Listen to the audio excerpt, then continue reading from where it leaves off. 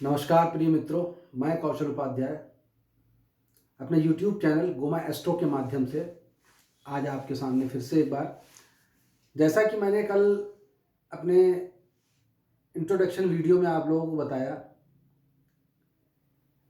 कि ज्योतिष एक गूढ़ रहस्य है और इस रहस्य को मैं आपको बहुत ही आसान भाषा और शैली में सिखाने का प्रयास करूंगा। इसी प्रयास में आज मैं यह वीडियो बना रहा हूं। ये इस श्रृंखला का पहला वीडियो है। धीरे धीरे और भी वीडियो आप लोगों को मिलते रहेंगे।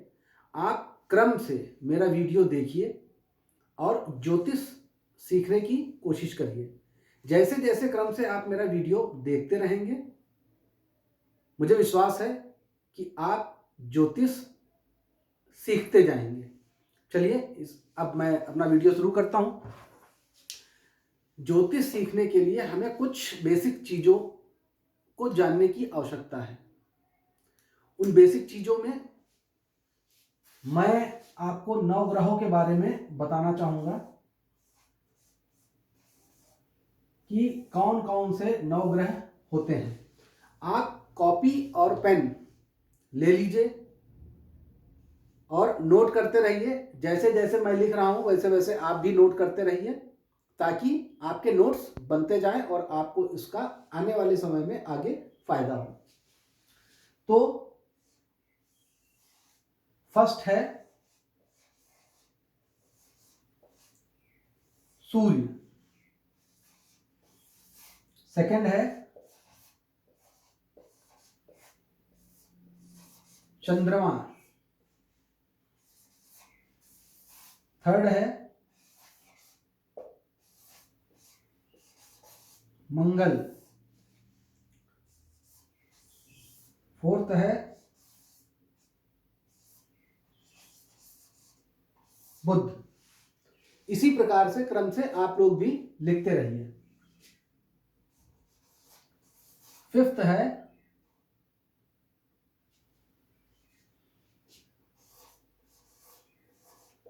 गुरु, गुरु को बृहस्पति भी कहते हैं। सिक्स है शुक्र, seventh Shani, eighth Rahu, ninth Ketu. ये हमारे नवग्रह हो गए। इनको आप नोट कर लीजिए और याद कर लीजिए कि ये नवग्रह हमारे हैं। जो लोग स्क्रीनशॉट लेना चाहते हैं वो लोग स्क्रीनशॉट ले लें। मुझे लगता है कि आप लोगों ने स्क्रीनशॉट ले लिया होगा, तो मैं इसको अब व्हाइट बोर्ड साफ कर देता हूं ताकि मैं अगली चीज आपको लिख करके बता सकूं। हम लोगों ने नवग्रह लिख लिया। नवग्रह लिखने के बाद अब मैं राशि की बात करूंगा। 12 राशियां होती हैं।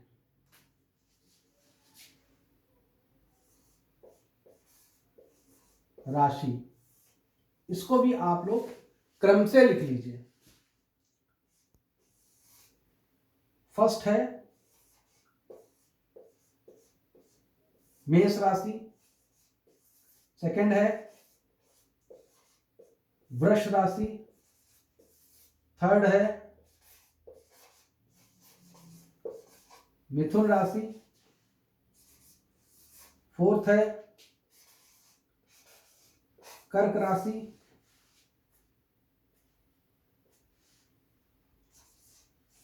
फिफ्थ है सिंह राशि, सिक्स्थ है कन्या राशि, सेवेंथ तुला राशि, एट्थ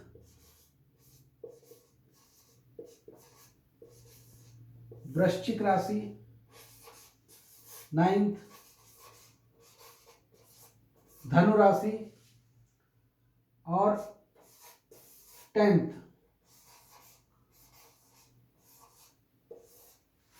मकर राशि, 11th कुंभ राशि, 12 मीन राशि। यह राशियां इसी प्रकार से क्रम से आपको लिखनी है। पहली राशि मेष, दूसरी राशि वृष, तीसरी राशि मिथुन, चौथी राशि कर्क, पांचवी राशि सिंह, छठी राशि कन्या, सातवीं राशि तुला, आठवीं राशि वृश्चिक, नवीं राशि धनु, 10वीं राशि मकर, 11वीं राशि कुंभ और 12वीं राशि मीन है। इसको आप लिख लीजिए। नहीं लिख रहे हैं तो स्क्रीनशॉट ले लीजिए ताकि बाद में आप आराम से लिख सकें। अगर आप लोगों ने स्क्रीनशॉट ले लिया हो तो मैं इसको साफ कर देता हूं।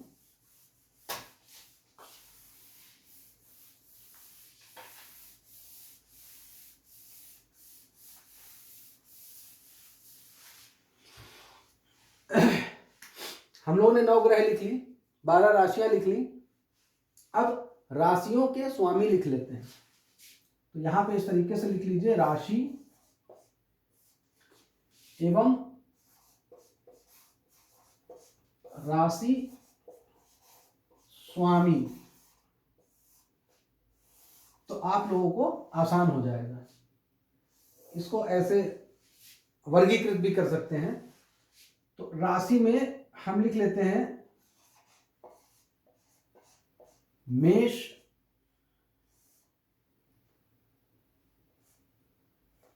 एवं वृश्चिक राशि। मेष एवं वृश्चिक राशि जिसका स्वामी है मंगल, मतलब मंगल देव मेष और वृश्चिक राशि के स्वामी हैं। अब आती है वृष एवं तुला राशि। वृष और तुला राशि के स्वामी हैं शुक्र देव। अब आती है मिथुन एवं कन्या राशि। मिथुन एवं कन्या राशि, इसके स्वामी हैं बुध। नेक्स्ट है धनु एवं मीन, इसके स्वामी हैं गुरु बृहस्पति।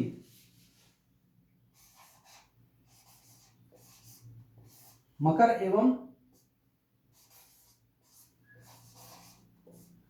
कुंभ, इसके स्वामी हैं शनिदेव।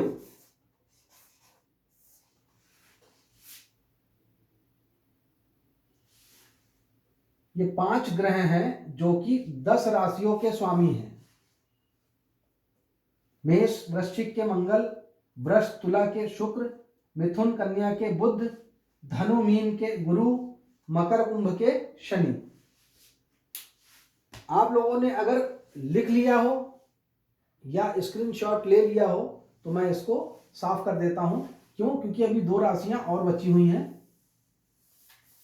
और उन 2 राशियों का लिखने के बाद फिर मैं आगे बढ़ जाता हूं।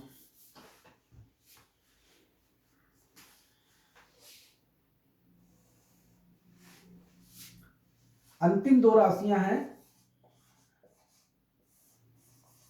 सिंह, जिसका स्वामी है सूर्य,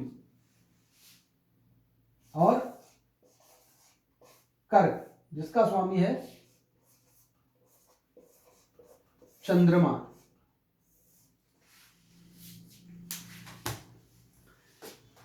इसको आप लिख लीजिए और अच्छे से देख लीजिए। बार बार इसको आप देखेंगे तो आपको ये याद भी हो जाएगा। मैंने इसीलिए आपको क्रम से लिखवा दिया है। इसको आप क्रम से लिख लीजिएगा, जोड़ा बना करके मैंने इसीलिए लिखवा दिया था। अब इसके बाद में देखिए 9 ग्रह हो गए, 12 राशि हो गई, 12 राशियों के स्वामी हो गए। अब ग्रह एवं उसकी दृष्टि, ग्रह एवं उसकी दृष्टि, तो यहां पर हम देख लेते हैं सूर्य।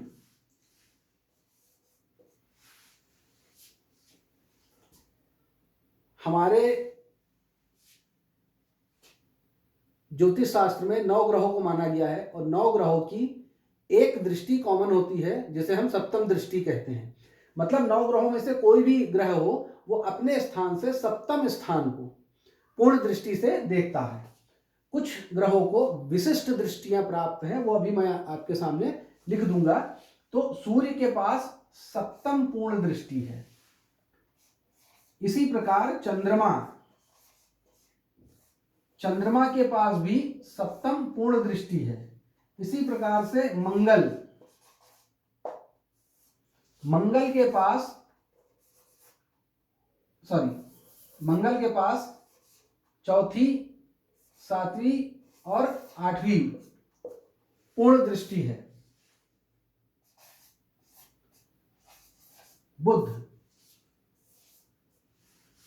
बुध के पास सप्तम पूर्ण दृष्टि है। अगर आपने इसको लिख लिया हो या स्क्रीनशॉट खींच लिया हो तो मैं इसको मिटा करके आगे के ग्रहों के बारे में लिखता हूं। सूर्य हो गया, चंद्रमा हो गया, मंगल हो गया, बुध हो गया।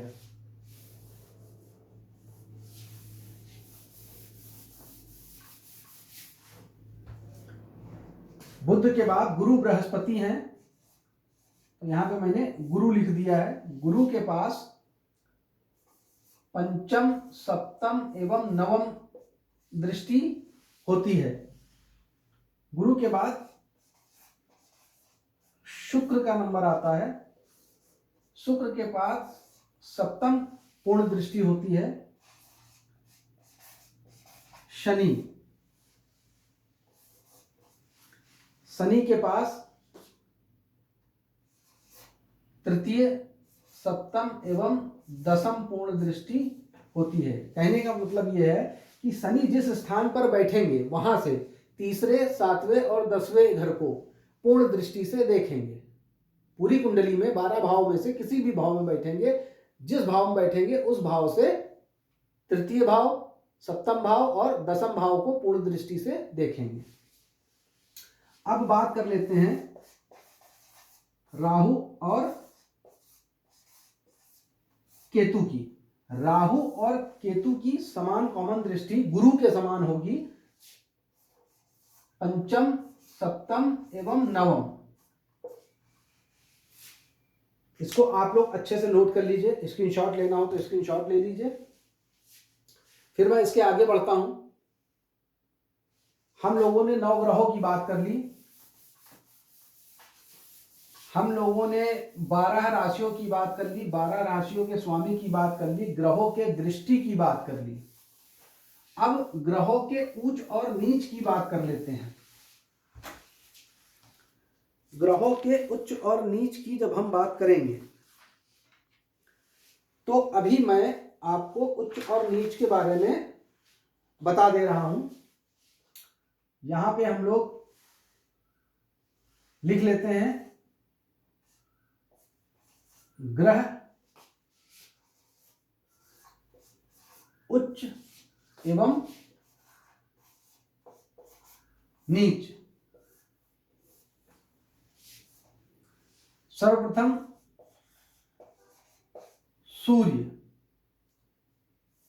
सूर्य प्रथम मेष राशि में, सूर्य प्रथम मेष राशि में उच्च के होते हैं और सप्तम तुला राशि में नीच के होते हैं। वहीं शनि, ये मैं पेयर बना करके लिख रहा हूं, शनि सप्तम तुला राशि में उच्च के होते हैं और प्रथम मेष राशि में नीच के होते हैं। मंगल, मंगल एवं गुरु, तो यहां पर लिख लेते हैं मंगल एवं गुरु। मंगल मकर राशि में उच्च के और कर्क राशि में, कर्क चतुर्थ राशि है तो कर्क राशि में नीच के होते हैं। वहीं गुरु, वहीं अगर हम गुरु की बात करें तो गुरु कर्क राशि में उच्च के और मकर राशि में नीच के हो जाते हैं। तो अगर आप लोगों ने इसको लिख लिया हो या स्क्रीनशॉट ले लिया हो तो मैं इसको साफ कर लेता हूं। समय है आपके पास, स्क्रीनशॉट ले लीजिए या फिर लिख लीजिए। मैं इसीलिए कह रहा हूं कि मेरे साथ में आप लिखते चलिए।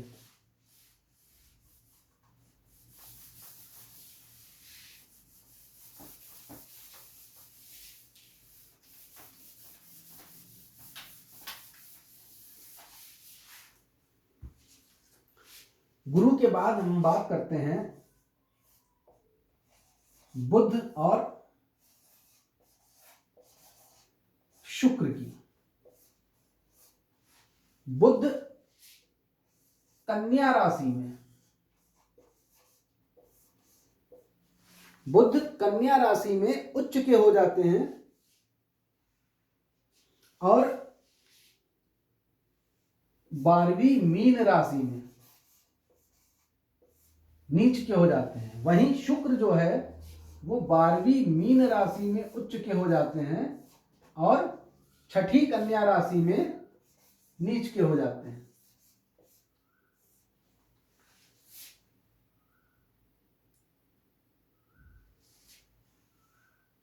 अब लास्ट ग्रह की बात कर लेते हैं, चंद्रमा।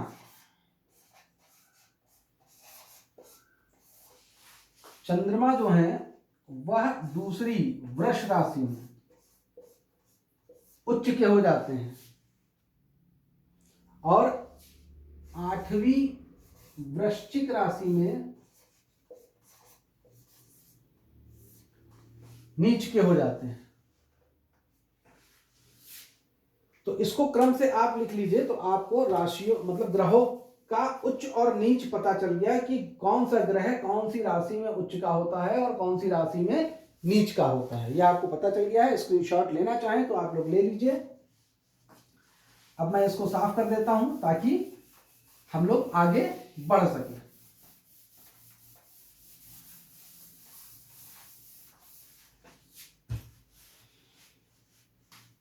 अब मैं बात करूंगा भाव, भावेश एवं कारक, भाव भावेश कारक की बात। अब भाव भावेश कारक की बात करने के लिए हमें एक कुंडली की आवश्यकता पड़ेगी और इस कुंडली को हम लोग ये कह सकते हैं कि यह ब्रह्मांड का एक नक्शा है या कह लीजिए कि पूरा ब्रह्मांड ही है। अब आप लोग सोच रहे होंगे कि इन्होंने ये क्या कह दिया कि ये कुंडली पूरा ब्रह्मांड है। जी हाँ, ये कुंडली पूरा ब्रह्मांड है।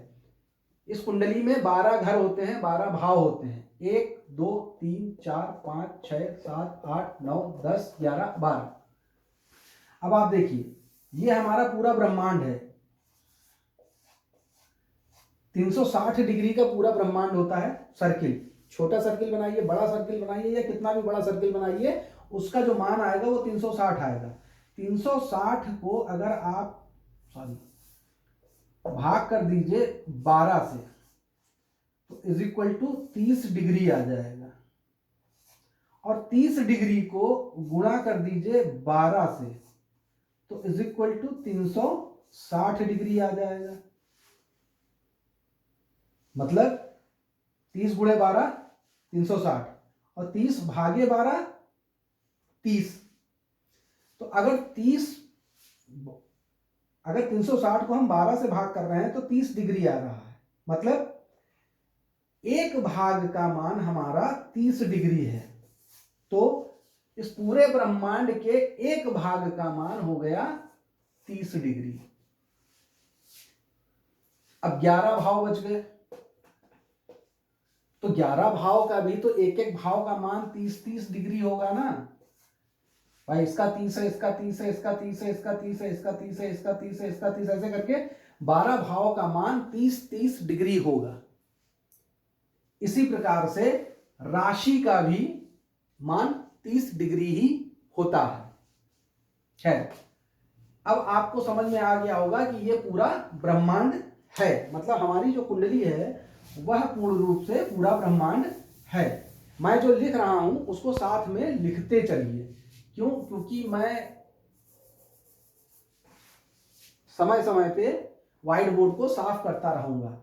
अब बात आती है भाव की। मैंने बताया कि कुंडली में 12 भाव हैं। मतलब इस पूरे ब्रह्मांड को 12 भागों में डिवाइड किया गया है।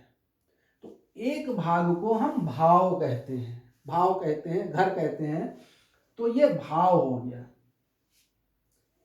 प्रथम भाव, द्वितीय भाव, तृतीय भाव, चतुर्थ भाव, पंचम भाव, षष्ठी भाव या षष्ठ भाव या छठा भाव, सप्तम भाव, अष्टम भाव, नवम भाव, दसम भाव, एकादश भाव, द्वादश भाव। इस प्रकार से होता है। अगर आप इसमें नंबर डालना चाहें तो देखिए ये हमेशा प्रथम ही रहेगा। यहां पर राशियां बदल सकती हैं। अभी तो ये ब्रह्मांड है। इस ब्रह्मांड में जब हम राशियां और ग्रह रखेंगे तब आपको समझ में आएगा कि अच्छा यहां पर 12वीं राशि है, या यहां पर पहली राशि है, या यहां पर तीसरी राशि है।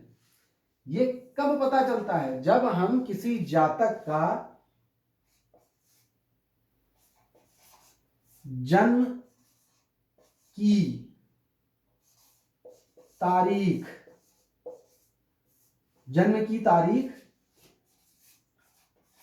जन्म का समय और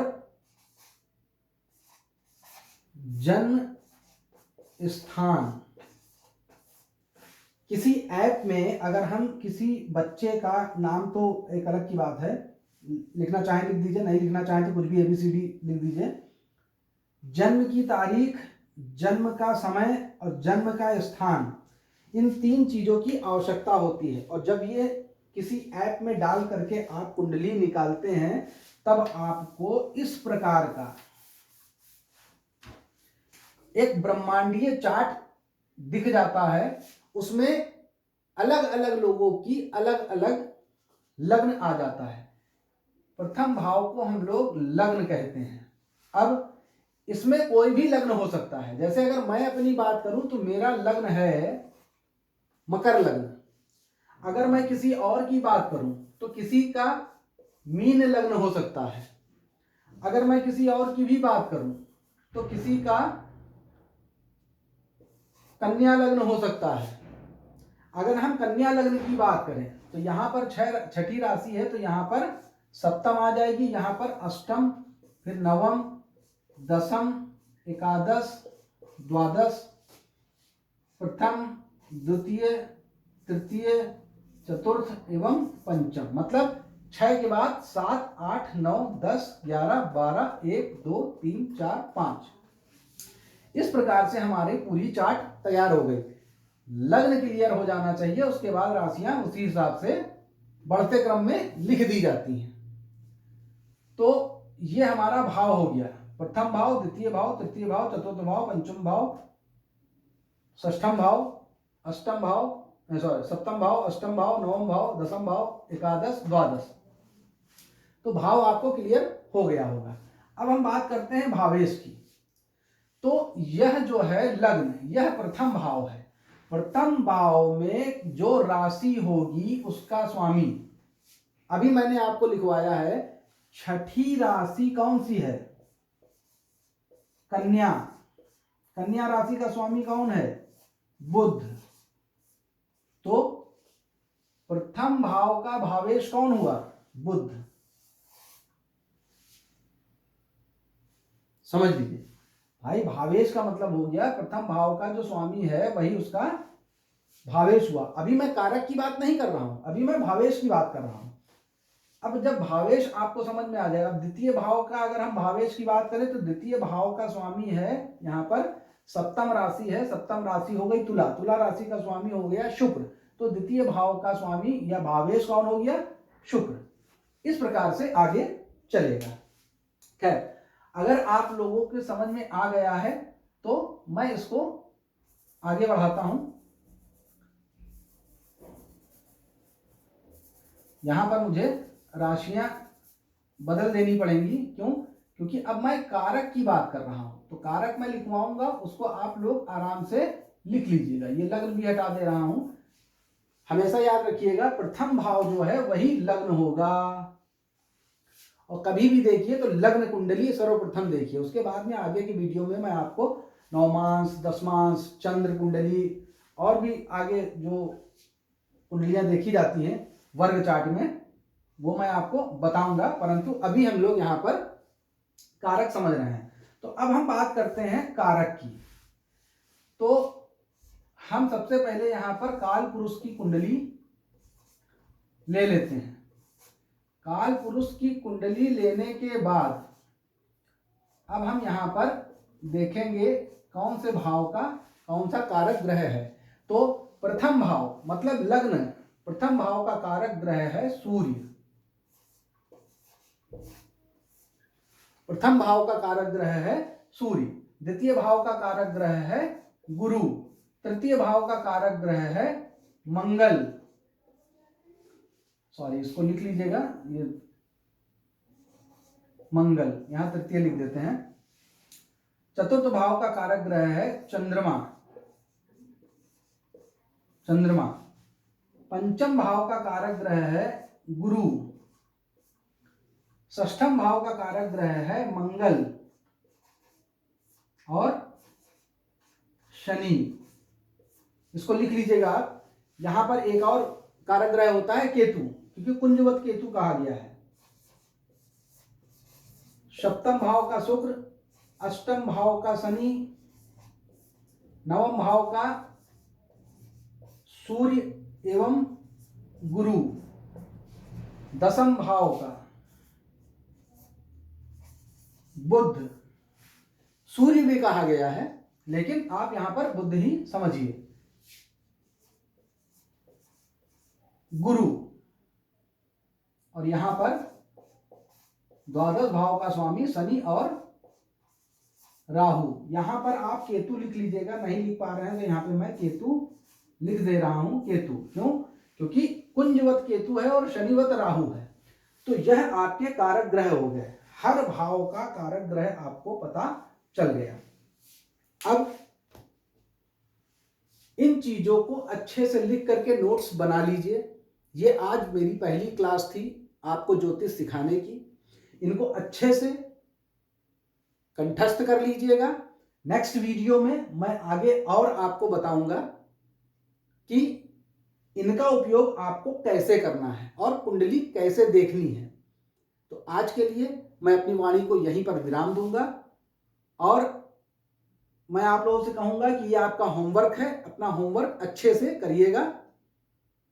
और अगर आप अपना होमवर्क अच्छे से करेंगे और क्रम से मेरा वीडियो देखते रहेंगे तो ज्योतिष सीखने में आपको बहुत ही कम समय लगेगा और बहुत ही कम समय में आप ज्योतिष सीखते जाएंगे। तो मैं यहीं पर अपनी वाणी को विराम देता हूं। नमस्कार, आपका दिन शुभ हो।